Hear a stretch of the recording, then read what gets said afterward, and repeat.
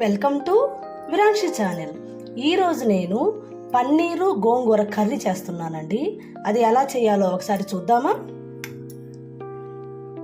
పన్నీరు గోంగూర కావాల్సినవి పన్నీరు, గోంగూర, అల్లం వెల్లుల్లి పేస్టు, వేయించిన జీలకర్ర పొడి, గరం మసాలా, ధనియా పౌడర్, కారం, తాలింపు గింజలు, పసుపు, ఉల్లిపాయ, పెద్ద ఉల్లిపాయలు రెండు టమాటాలు, 2 పచ్చిమిర్చి, కరివేపాకు, కొద్దిగా పసుపు.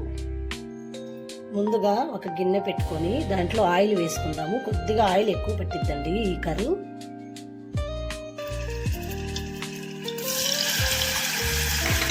ఒక 2 నిమిషాలు వేయించుకున్నాము, ఎక్కువగా వద్దు, ఒక 2 నిమిషాలు చాలు.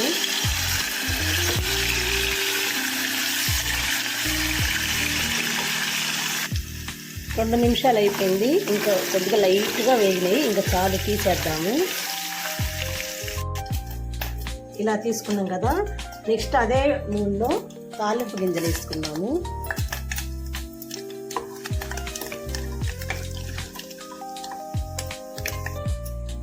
తర్వాత పెద్దుల్లిపాయలు, కరివేపాకు. పెద్దుల్లిపాయలు బాగా దోరగా వేగాలండి. ఇదిగా దోరగా వేసుకున్నాము. అప్పట్లోపల టమాటాలు మిక్సీ తీసుకుందాం మెత్తగా. ఎర్రగా వేగినాయి ఉల్లిపాయలు. ఇప్పుడు అల్లం చిన్నపాయ పేస్ట్ వేసి ఇది కూడా కొద్దిగా దోరగా వేగనిద్దాము. ఇప్పుడు గోంగూర వేసుకుందామండి.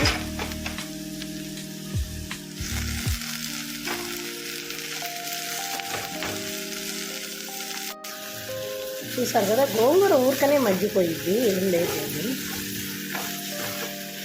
ఇప్పుడు దీంట్లో కొద్దిగా పసుపు,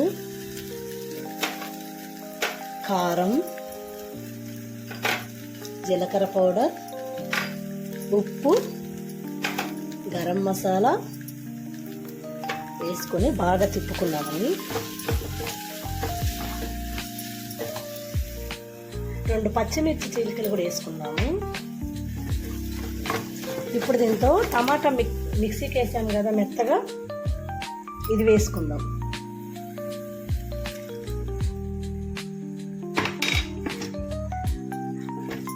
కొద్దిసేపు మగ్గనిచ్చేసి, చూసారు కదా టమాటా వేసాక బాగా మగ్గింది. ఇప్పుడు దీంట్లో కొద్దిగా వాటర్ పోసుకున్నాము. అది మునిగేంతగా వాటర్ పోసేసుకొని 1 నిమిషం ఉడకనిచ్చేసి అప్పుడు పన్నీర్ వేసేద్దాం.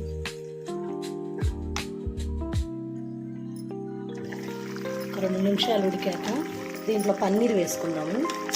పన్నీర్ వేసేసుకొని ఒక 10 నిమిషాలు మీడియం సైజు మంటలో పెట్టేసుకొని ఇది దగ్గర పడేంత వరకు ఉడకనిద్దాము.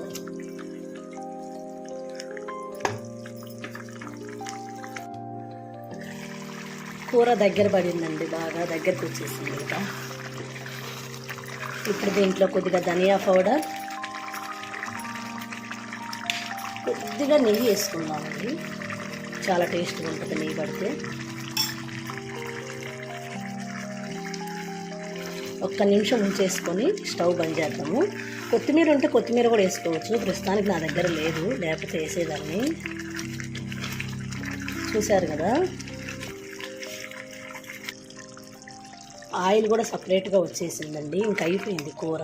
స్టవ్ ఆఫ్ చేసేసి బంద్ చేద్దాము. చూసారు కదా, పన్నీరు గోంగూర కర్రీ ఇది ఎలా చేయాలో చూసారు కదా. మీకు నచ్చితే ఒక లైక్ కొట్టేసి నా ఛానల్ను సబ్స్క్రైబ్ చేసి కామెంట్ పెట్టండి.